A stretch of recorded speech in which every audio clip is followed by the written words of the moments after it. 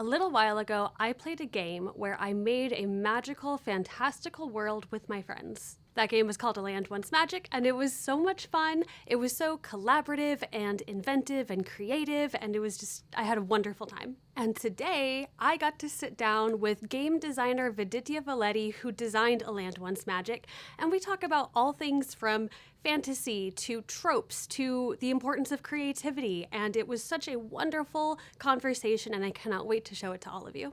Huge thank you to Viditya for sitting down with me and having this conversation. And without further ado, enjoy our interview. Well, thank you for sitting down with me today. Yeah, How are you doing? I'm doing pretty good. While you were dealing with your technical difficulties, I was dealing with my cat, um, who has this uncanny ability to, as soon as I have to get into a call for anything, she's like, "Oh, now's the time for me to run around a bunch and make a lot of noise." And she loves like knocking over my microphone. So I was just kind of getting a Just bunch of her cat energy out face. of the way. Oh, she's looking at me. She's Cat sitting right by me. tax. Yeah, let me see if I can move my camera a little bit. There she Cat is. tax. Oh my gosh, she looks like my Salem. Well, I would like to just jump right into this interview if that's okay with you. Yeah, of course. And I just kind of want to yap. I just want to talk to you about your games because I was able to play Land Once Magic. It's my first game of yours that I've played. Yay. And I had such a fun time. I had such a cool experience. And I am just so interested in the group that you have. I talked with Elliot Davis a few weeks Hmm. ago, and I just think you guys are doing amazing, awesome things. So I'm so excited to chat with you. Yay. Thank you so much. I'm very excited to talk. I'm very excited to chat. Awesome. Well, then we can get started with my first little question, which is would you like to introduce yourself and tell people where they can find you? Of course. My name is Viditya Voleti. I use he, him pronouns. I am a game designer and games educator in Brooklyn, New York. And you can find me online everywhere at Viditya Voleti. And my games, like my own personal games, at vidityavoleti.itch.io. And you can, yeah, just kind of all over the place. You'll find my name in various books. And A Land Once Magic is published by More Blueberries, Elliot Davis. So you can also find that at moreblueberries.shop. Beautiful. Thank you so much. Would you like to introduce your games as well? Because I did mention A Land Once Magic, but I want to hear from your own words. How would you describe A Land Once Magic and any other games that you have? Oh yeah. So A Land Once Magic is a post-fantasy conversational world builder, where by drawing some cards and answering some prompts with your friends, you will create a wholly unique fantasy world that will feel like a fantasy, but will look like no other fantasy you've ever seen. And it comes with like you'll make your own magic system and how that magic system impacts the world and how it is changing or disappearing, and you'll craft like a bunch of different rules and ideas and a city and some characters all throughout, something that you can jump right out into other things with. Yes, uh, it's so fun. I love the way that we kind of start big and then narrow in. I think it's a yeah, really fun way to do it. And I'd love to tell you about the world I made with my friends because it's so cool. please. Awesome. Perfect. Do you want to talk about any other games or do Oh you want to yeah. focus on Land Once Magic? I mean, like I have a bunch of different games that you can find. Bloodbeam Badlands is a game of gunslinging vampires in a post-apocalypse where the sun doesn't set.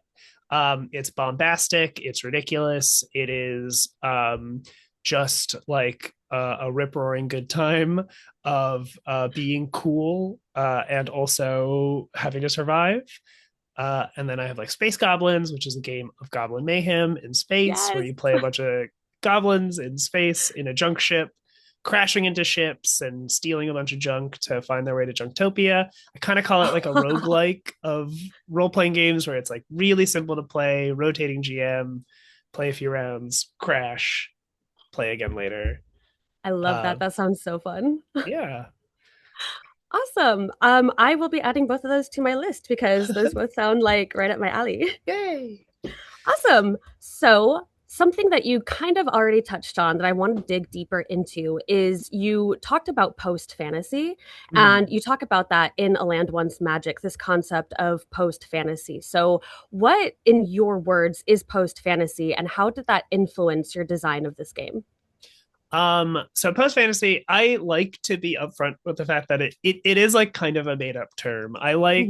like post fantasy as like a kind of to put a word to a vibe of wanting to make fantasy that kind of looks past itself, like that is like, okay, I kind of want to push the conceptions and ideas and imagery of fantasy like forward. Mhm.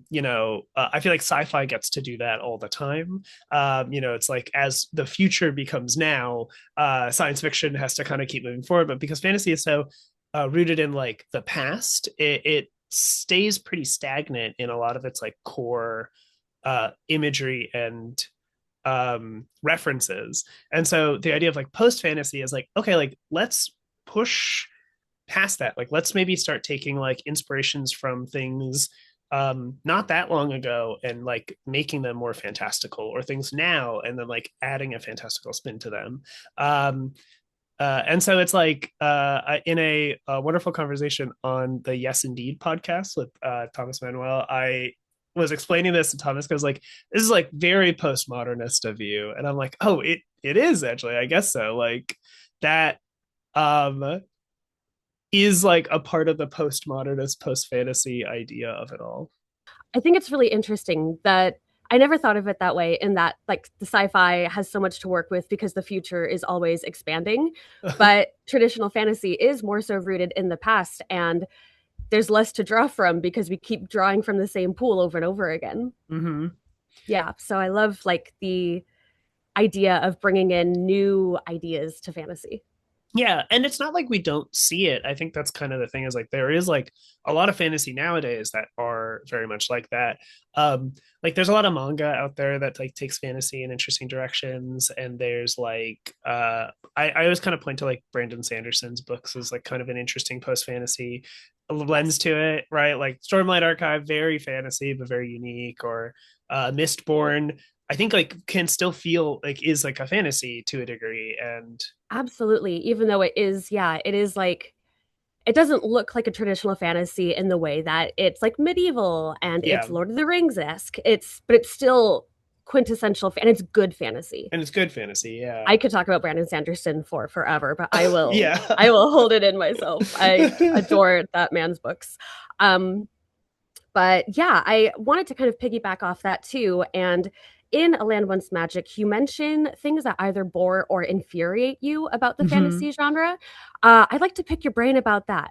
Yeah, I like I mean truly the answer to that is like a lot of like I mean like racism is kind of the big one, I think, Totally. right? I uh absolutely agree. it's like, oh no, fantasy is really rooted in various like racist concepts. But I think there's like something interesting about like cultural concepts, like cultural clashing, but then it's like there's a lot of racial stereotypes Mhm. and the eternal kind of like, oh, evil races, right? And these Yeah. this idea of that being like really annoying, or like annoying to just have to like rehash all the time as people like defend it. um and then like the things that kind of bore me sometimes are like, I think it's like imagery is a lot of stuff. It's like this like, okay, like this is just kind of what fantasy is supposed to look like. Mhm. The I enjoy like a European fantasy, but it does bore me sometimes. Like it gets much more exciting when we can like branch out into different cultural touchstones for fantasy, like visually or mythologically. So those are kind of the main ones.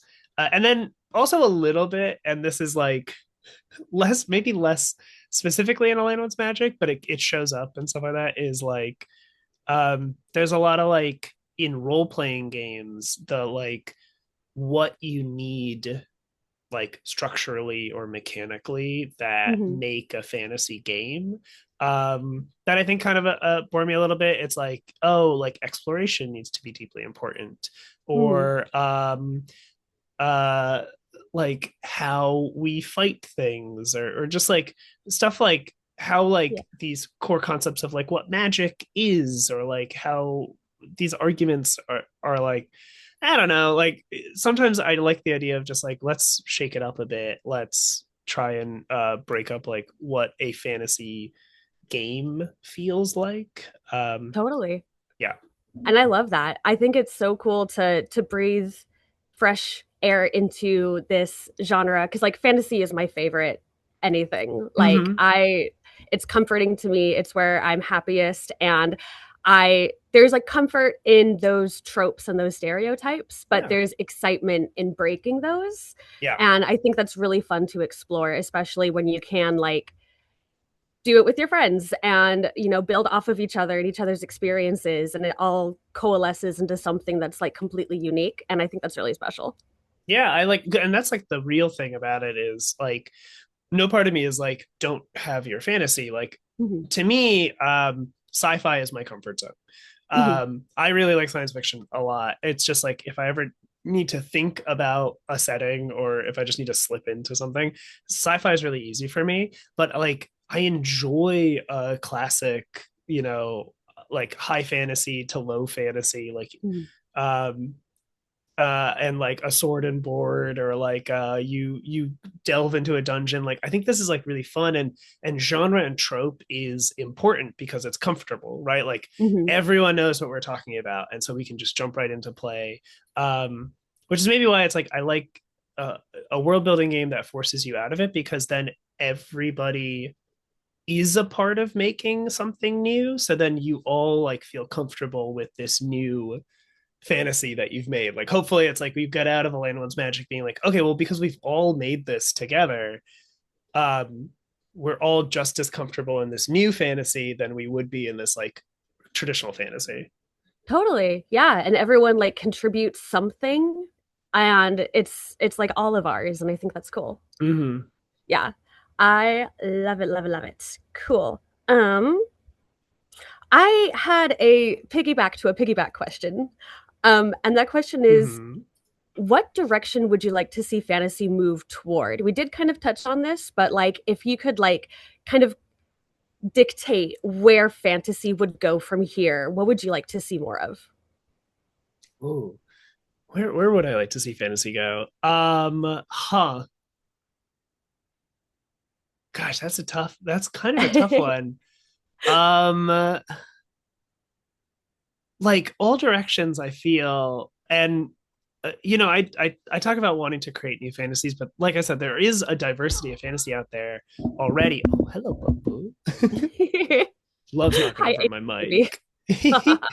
um but like, like, I like, um I'm trying to find a word for it. I really enjoy, like, okay, so I really like Magic the Gathering.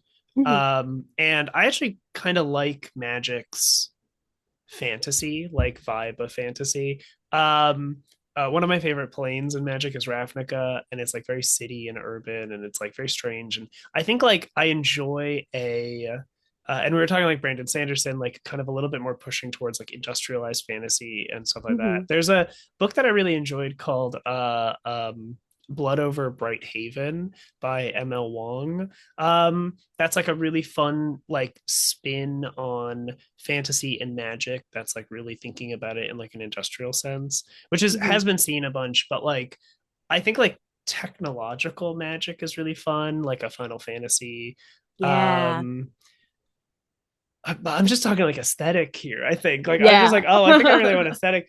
um but like, okay, so like the real, maybe like a more core thematic question then, or answer to this, is like, it is a little bit what Land Magic is about, which is like, um Orlando's Magic is like very much like also about climate change in a way. Like, I talk about this in the afterword in the book, where like, as I was writing this game, like this idea of magic disappear or changing or disappearing because of our use of it or something is like Hmm.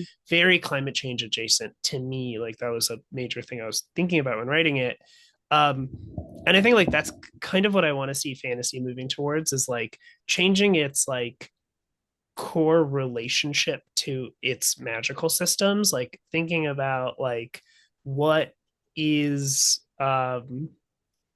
like what does it mean to kind of have like this miracle magical thing that lets you do anything, and then like I like to see like consequences of that or like Hmm. pushing forward from that. Like Yeah. it's pushing a lot of stuff that pushes it closer to what science fiction does, which is like cool, we've like kind of figured out first contact more, or not first contact, but it's like okay, elves and dwarves and all these guys, like we've kind of sorted out our cultural like or mysticism or like we don't know each other too well, and then now it's like a greater thought of like what's going on with the world and like what's going Hmm. on with pushing technology forward. I like that kind of fantasy most.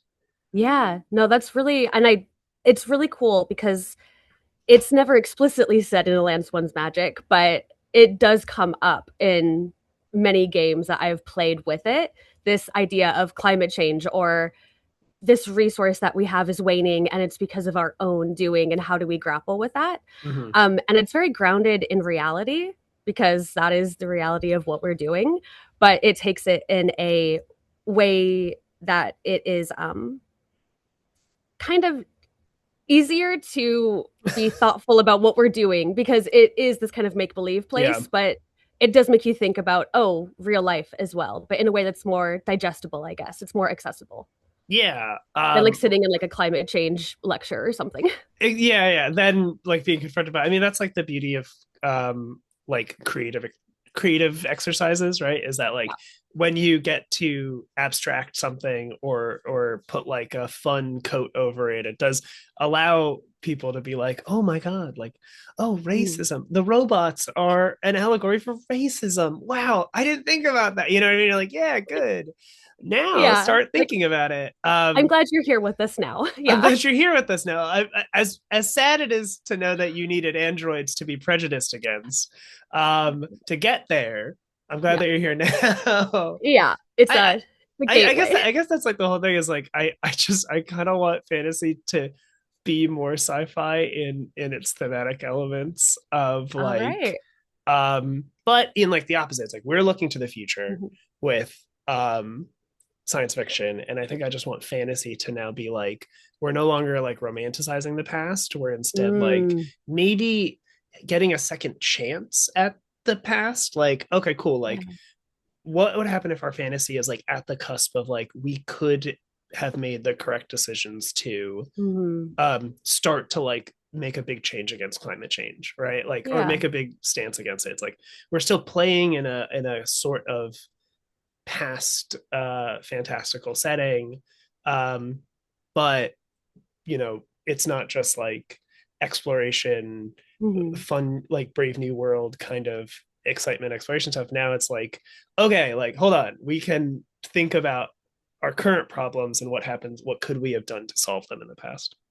I love that. No, that's beautiful. That's really cool. And it's a cool thing to think about because something that it's something that comes up but not explicitly. So it's like it's in the back of your brain, but it's cool to have it be like, "Oh yeah, that is kind of what we were doing here." I love that. Yeah, oh, I'm glad. I like it when it sneaks up. That's I try not to Yeah. be explicit about it until the very end of the book specifically, because Mhm. like I'm like oh, it always kind of comes up, like people are like Yeah. oh, sometimes they'll be like oh my god, it's just like the coral reefs, like you know, like they answer a question and they're like oh, this is just like the coral reef. It's like oh, of course, yeah, like that's the Yeah. point. Yep. You got it. Mhm. Yeah, climate change came up a lot and this might just be the table I was sitting at, but religion came up a lot as well, Ooh, and the corruption of religion specifically, yeah. which was interesting. But again, that might just be because of the religious trauma we had going on in my group. Well, I mean, yeah, a lot. Listen, it'll come up. I'm sure it's Yeah. not. You're not the only group that has a very religious trauma based thing, but I Mhm. think like that's the important part about it, right? Is like, Yeah. I mean, religion's big to fantasy as well. Like, Mhm. there's it's a setting that's literally there are gods, Yes. um, and there are clerics and priests. Like Hmm. it is so important to it, and the ability to maybe express that trauma in a new form is very important. Absolutely. It's one of my favorite things about games is being able to explore that in a safe and controlled setting where it's like we can explore these feelings that we have and I know that I won't be judged for it and we can kind of work through them together. Mm-hmm. And that's beautiful. Yeah. All right. I did want to ask you, touchstones are one of the, beginning parts of this game where you Mm-hmm. introduce something that isn't stereotypically fantasy, but like an element you want to capture from it and put into this fantasy world. What are your favorite touchstones to use? Okay, so as a fun curveball, whenever I play this game with strangers or like at conventions or something, like I always add my palette and my touchstone last, or I specifically ask my touchstone last because I like to maybe fill in the blanks if I can, Totally. or see if I can like throw a curveball to a group. And my favorite curveball is to just straight up go like mechs. We're putting mechs in this, right? Let's go. It's so direct, and then like it gets really fun because people always have like kind of new ideas to think about like fantasy mechs. Hmm. So that's my big one. And I might even get specific. I'll be like, I want to do like Gundam, like which Hmm. has like its own kind of thematic touchstone to it, or I'll do something really bombastic um like Pacific Rim, where it's like just huge hulking things that are really important. So I love doing mix. My other favorite touchstones to toss in there. I've also tried more recently. I've been trying to do like kind of more esoteric ones, like um ones that like aren't so immediately understandable. It's almost like a challenge to me. Like I've done Defunct Land, the YouTube channel Defunct Land, where Oh, Ke- hyperfixation unlocked. yeah, like it's like it's Kevin Berger does little documentaries about um like a theme parks, like theme park history and specific rides, or the history of like a specific defunct theme park thing. And so I'm like, I'm gonna toss that in. Like That's that's my touchstone. insane. I love that. And it's weird and it gets really weird. So that's probably gonna be a big one for me now. I think it's a really cool way to introduce new things to fantasy by like taking things that you love from other media and just kind of like being like, we're going to add this. My friend included, I thought this was really cool, the timelessness of a series of unfortunate events Oh, because you don't know what time period it is ever. wow. And it's just like a hodgepodge of just different things. And I thought that was really interesting and fun and cool. That's really interesting. Yeah.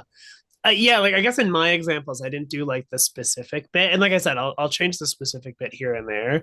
But Mhm. like I've always like that is the thing that I really like is it's not just a series of unfortunate events because you can pull so much from that. It's like what Mhm. about this do you like? And Yes. that's like I love like that. I wouldn't have ever thought that that'd be the thing that somebody would pull from it. Um, that's so cool. Yeah. That was cool. And that kind of carried that with us. I also wanted to include it's funny that you mentioned this industrialization of Hmm. fantasy and how much you love it because one of my favorite aesthetics is steampunk. Oh yeah. So I wanted to include I read this book series where it's like a steampunk retelling of World War One. Ooh. And I wanted to have like mechanical machines Hmm. fighting these big uh like Darwinist recreation of like animals. Ooh. So Okay. it's like Okay. an airship, but it's also a giant whale that's alive, Oh, but I has love like that. mechanical bits to it. Yeah, very fun. That's so cool. It was great. And then that with the series of unfortunate events, Hmm. my wife wanted to include like an onslaught of supernatural creatures from Sinners, which I thought was Ooh, like, okay, we're gonna go there. Okay, let's go. yeah, yeah. Oh, Yeah, that's so really cool. Wow, that world is already fascinating. it was so cool. Oh, I'm sorry. We went You need to tell me wild with about it. it. Yeah. I absolutely will.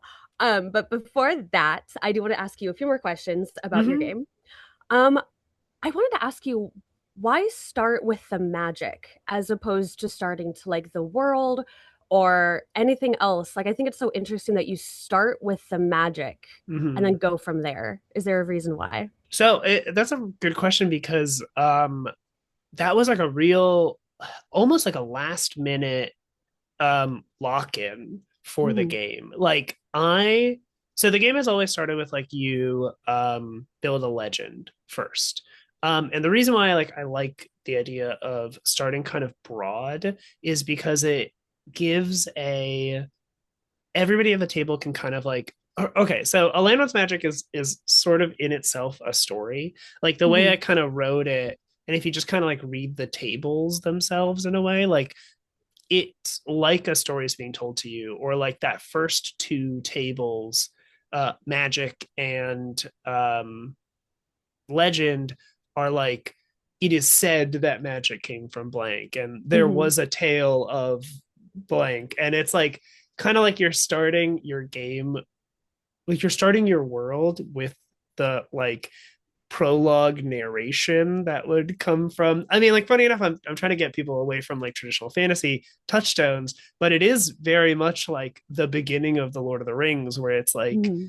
it's like it starts with like the story is about the ring, so the one ring, so like you learn about that, like that is the core of it. You need to know about the forging of the one ring and all the other rings um to jump into the story. And so like Mhm.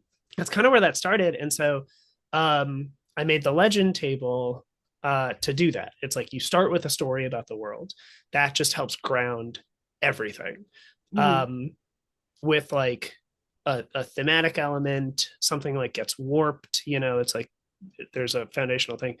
And then through testing and through like just playing the game a bunch, and I'm like, really this is a game like about the magic. Like of course it is. I think that's Mhm. almost self-evident, but like before I was like it's not really about the magic, but like I want people to be thinking about that magic from the get, Mhm. because the magic is really the foundational like bloodline, like the blood of this world. Like it is why we are doing this. It's I mean it's the titular magic that the land was once.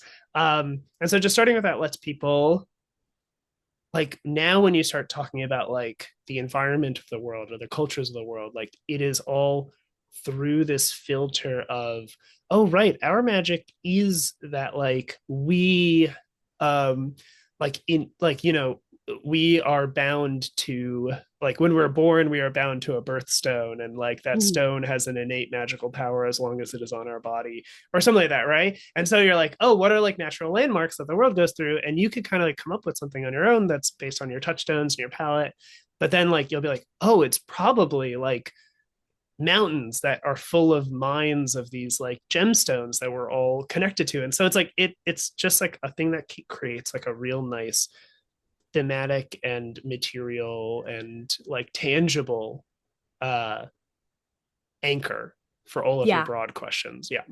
Totally. No, and I love the way that it's introduced because it gives you, yeah, like a through line that you can always kind of go back to that ties everything together. Mm-hmm. And I think it was just excellently done the way that all the tables were presented in the order they were presented in. I just thought it was perfect. Thank you. Yeah. Also, I will say another thing through testing, and this is just like the idea of random tables, is that when without having the magic right at the beginning as its own table in like the world table, that's like all the broad stuff.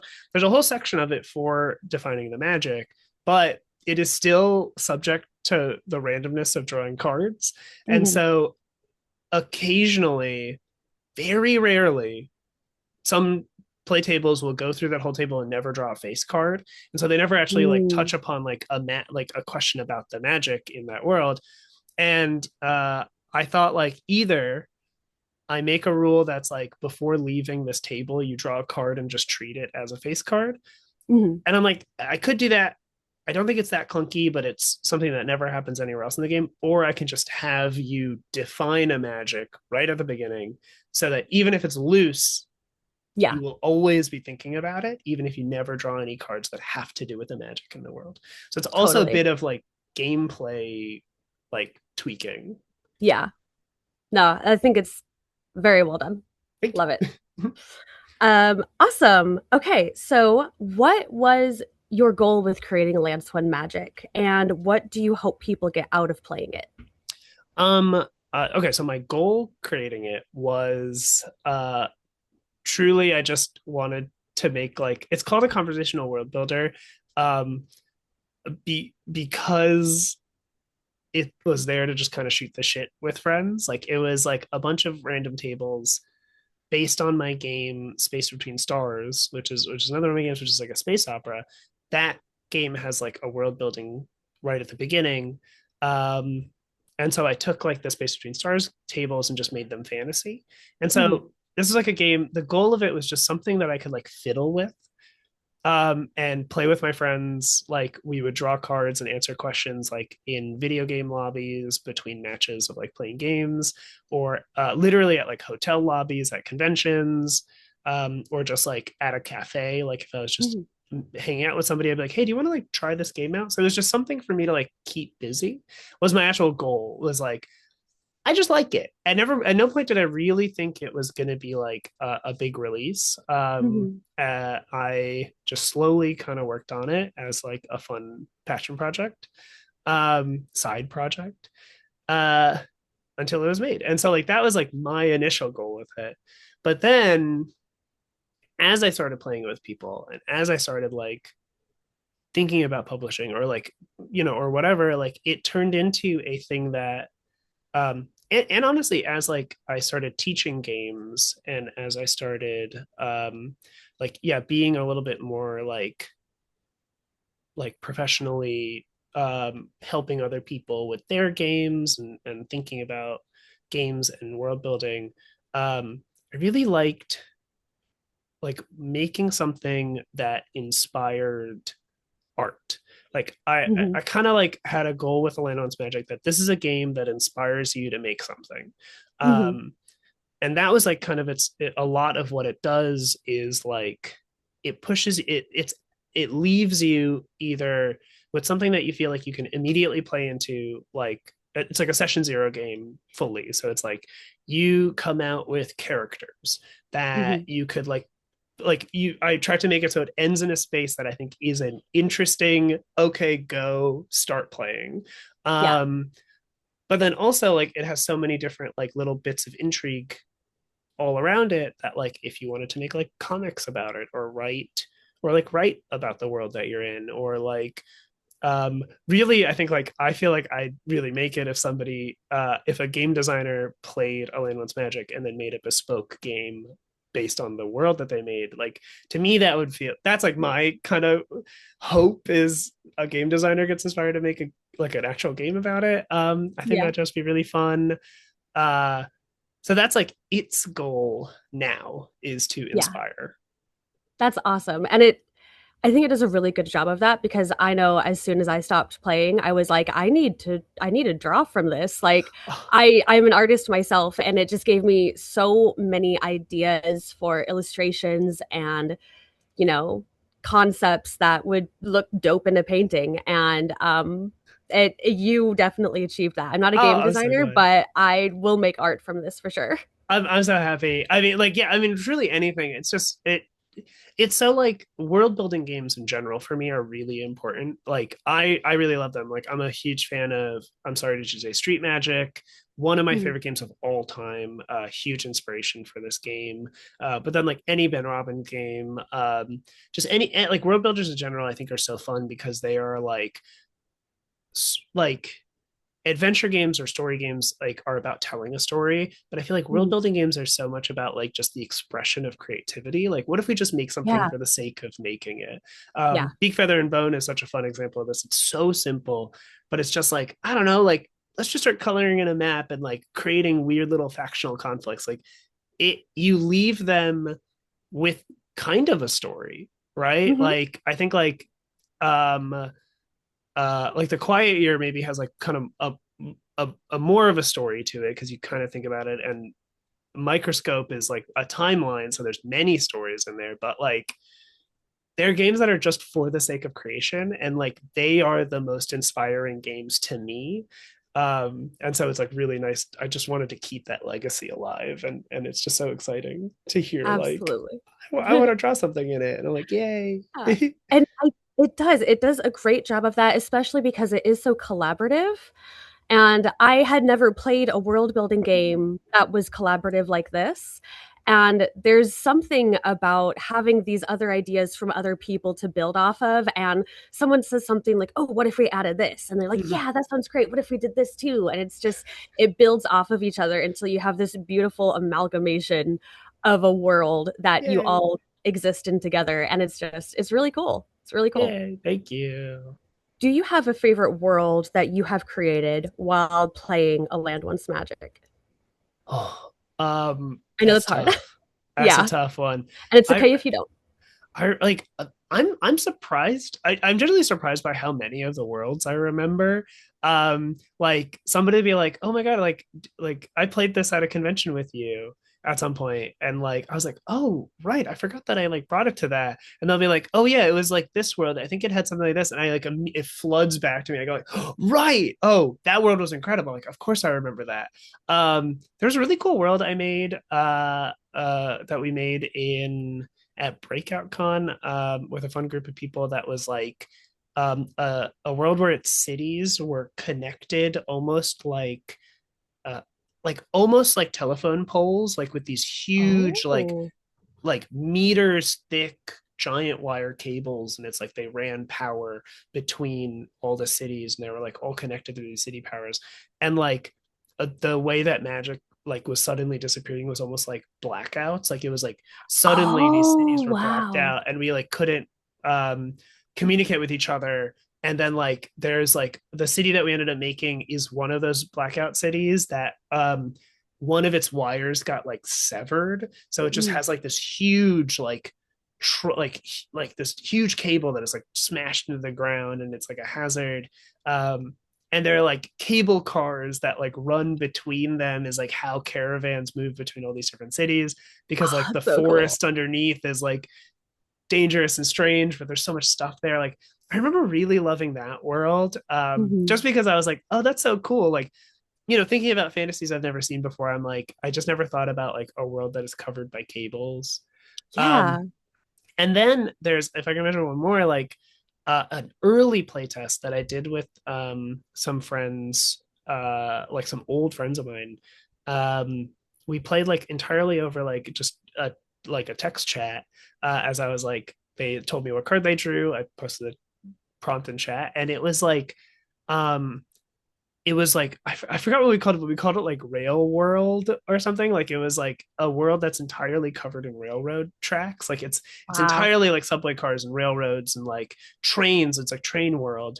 Um, and that's like an old one, so I don't remember all of the details, but it was a world that I'll always hold with me because it really clicked that this like the game does what it wants, Hmm. because it just did such really cool stuff in there. Our magic was like sound based, um Oh. and so the idea of the why it was trains was also because of the like sound that trains make, like the dun, dun, dun, dun, Mm. dun, dun, like that just like kind of rhythm of a train is in itself like its own engine, like through its magic, and just like a cacophonous of sound everywhere, and it was like really fun. And I'll always remember that world because one of my friends answered like the question of when magic started to change, like what disappeared or something like that. And Hmm. they were like, oh, like silence is gone. Like not like something tangible, but just like now, Oh, like everyone is, there's sound everywhere, and like you could never have a moment of silence ever. And I'm like, whoa, I don't know why, like that, that just really kind of hit me in a way. I was like, yeah, oh, it's beautiful. I could that's never have thought of interesting. that. Yeah. And that like led into some fun like factions that were like all about trying to find silence again. And Hmm. I love Train World, also will always stick with me. Train World is dope. That's really interesting. I love that. Like the sound is the magic. And yeah, there's like, what do you do when there's just cacophony everywhere? And that, what does that mean? That's so cool. And I love hearing about other people's worlds because it makes me think. And it's just like, I love it.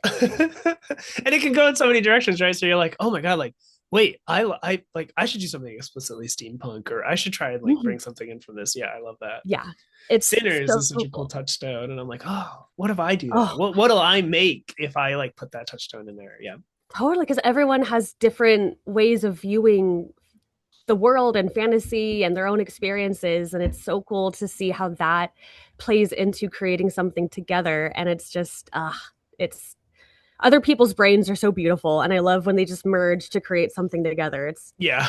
amazing. Genuinely, other people's brains are so beautiful. Is that the Yes. entire ethos of this game to me?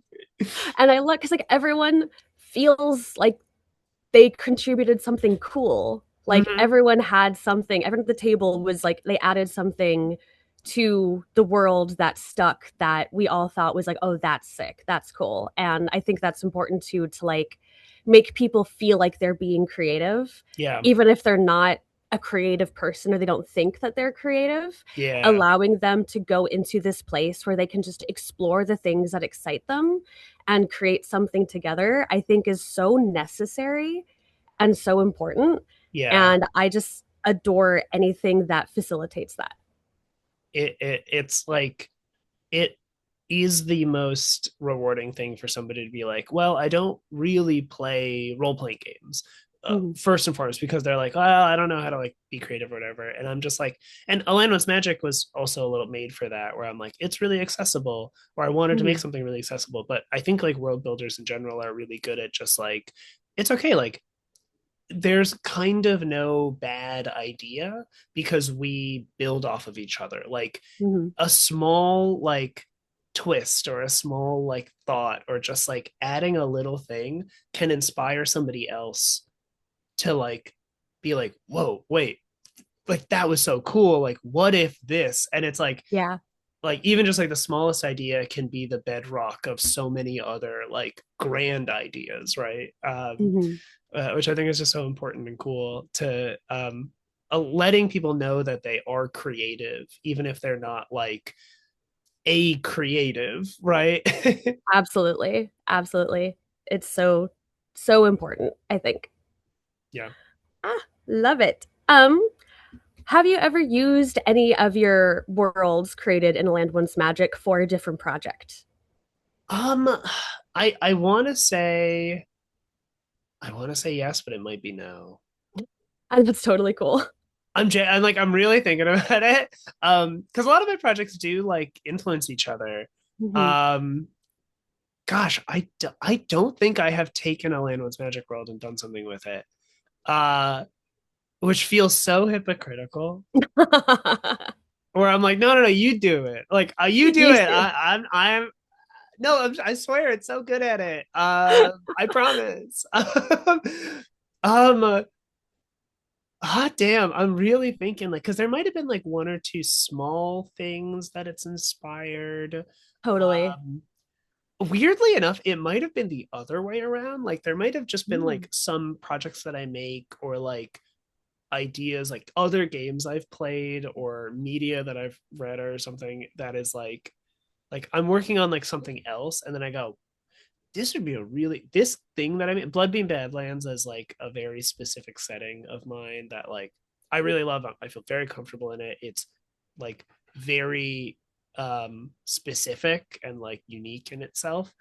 That I'm like, oh, this is a cool idea. Let me see if I can sneak a little like, how do I like turn an idea that I made in that into like a prompt for a Land Once Magic? You know, like Totally. um maybe weirdly enough, like Alano's Magic is a little bit of um a a Viditya Voleti world builder, like a make a world like I would. So it's like I Mhm. kind of don't need Alano's Magic to make games, Totally. which is not its point. Like the point is I actually love getting outside feedback and ideas into my own projects. Mhm. But I think it might have been the other way around. Like more of my own work has found its way into Alano's Magic for other people than Alano's Magic games that I've played. I have to make something from it. Totally. Uh, that's not to say though that every time I play Alano's Magic, I do go, "There's a game here. I should just make this game." Like straight up, I should really do it. Mhm. And then I There's just don't. so many things to do. I know It's it's so too many. too many. I love that though. I love the way that you kind of funneled the things that you love into a land once magic in some way or another, and I think that's cool. I'm glad. Awesome. That was about it for my questions that I had for you. Hmm. Do you have any last things that you'd like to share? Any experiences or things you'd like to share about the game that you think are important to tell? Hmm. And it's okay if the answer is now we covered it. We might have covered it. I mean, like this is such a um I don't know. I mean, like I feel like a lot of designers feel this way, but it's like it's such a precious game to me now. Mm, Like so much of it is so particular that it's like I kind of could talk about it and forever, and in so many different little parts and bits. I don't know. Like I truly we talked about it, but it's like I want this game to inspire others. Like I really like um a small thing I'm like proud of that I think goes into a lot of the stuff that we've talked about is like when you get to a point of view, or like when you get to like a point of view where you just you just pitch characters. um I uh really held myself back from being like from making any kind of table, because I mm, found that like through playtest people didn't need any outside inspiration. They were just like, oh, I know exactly who this character is. Like I can make a person in this world, and mhm, everyone made a very different person in it. um and to me, like that's like the most like gratifying thing out of this game is just like um it does inspire in a way that like I don't actually need to handhold you to mhm. get you to make something yourself and your own. So like uh I guess my last thoughts is I just always like to tell people like I don't know, like play it, makes and like and if it inspires you, do something with it. Like that's Hell kind of yeah. keep the train going is the thoughts I have. That's awesome. It's true for my table too. Like we all knew exactly who we were going to be, exactly what kind of point of view we wanted to play through, like the things that excited us the most, and we were all psyched to just like get in there. And it was just a really cool experience Oh, to create something together and like have that well of inspiration just overflowing with ideas. And it was mm, just a really cool game. I loved it. yay. Yay. Thank you so much. I love hearing Yeah. that. You did a really good job with it. You did. Oh. Do you have any future projects you'd like to plug while we're here? I do. Their release dates are a little in the air, but uh, so like Orlando's Magic was published by Elliot Davis, and it's kind of like I'm very happy that there are people in my life that want to publish my work, and so like I have Space Goblins, which is another one of my games, is going to be published by Dino Berry Press later this year, so look out for that. And then Bloodbeam Badlands, which I've mentioned, is being published by World Champ Game Co. Later, so look out for that. And then Space Between Stars will also be published by Possible Worlds later. So I have a lot of these games kind of out in development, and you're gonna find them hopefully soon. So keep an Yay. eye out. They're also all available on my itch page if you want to check them out now, play them. They're all fully playable. They will just be better later. Totally. Awesome. That's so exciting. Well, thank you so much for sitting down with me, for chatting Yeah. with me. I appreciate it. Yeah, you're great. Oh, thank you so much. This was a lot of fun. I'm Yay. very happy and I really appreciate it. Awesome. I just want to extend a huge thank you again to Viditya for sitting down with me today. I loved our conversation, and I hope you all did too. If you would like to pick up a copy of A Land Once Magic, you can do so through our website. The link will be in the description box below. I highly recommend this game. Like I said, it was just so much fun, and the worlds that me and my friends make are crazy and insane in the best possible way. Thank you for watching, and I will see you all next time. Bye!